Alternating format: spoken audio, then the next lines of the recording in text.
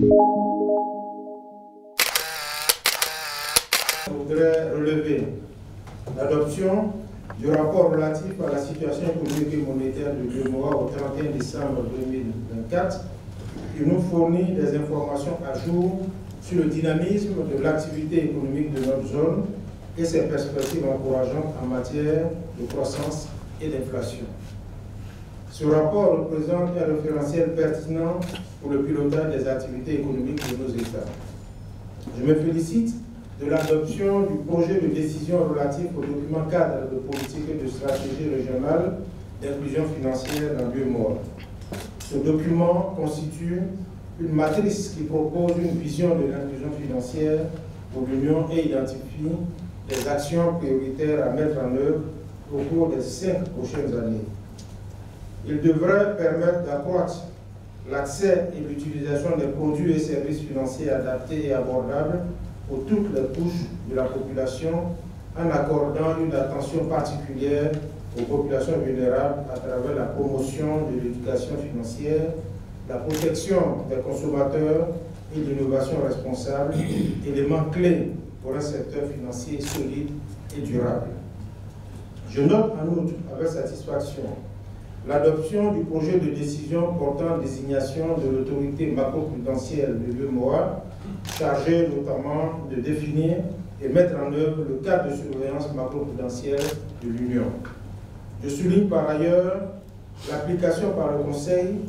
des dispositions de l'article 68 des statuts de la BCEAO relatifs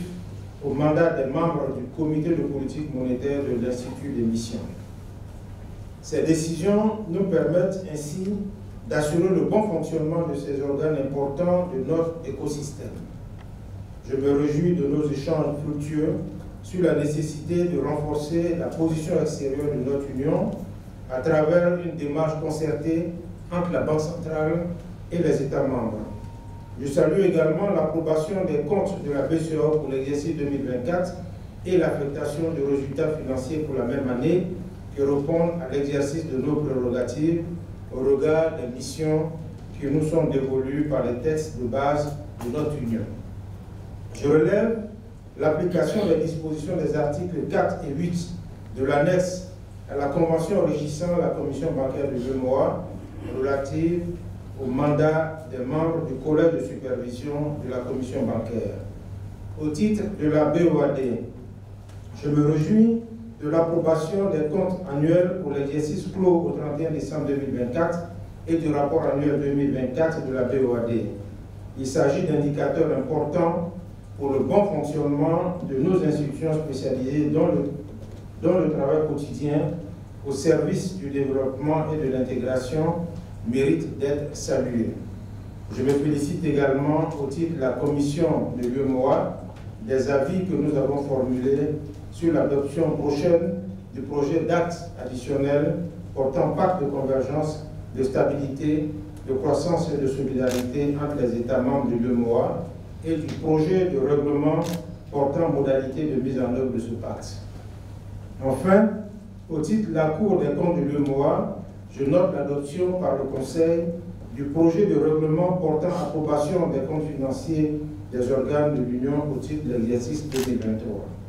Chers collègues, mesdames et messieurs, je voudrais à ce stade de mon propos vous réitérer, ainsi qu'aux chefs des organes et institutions spécialisées de l'Union, mes remerciements pour les efforts consentis pour la réussite de cette rencontre.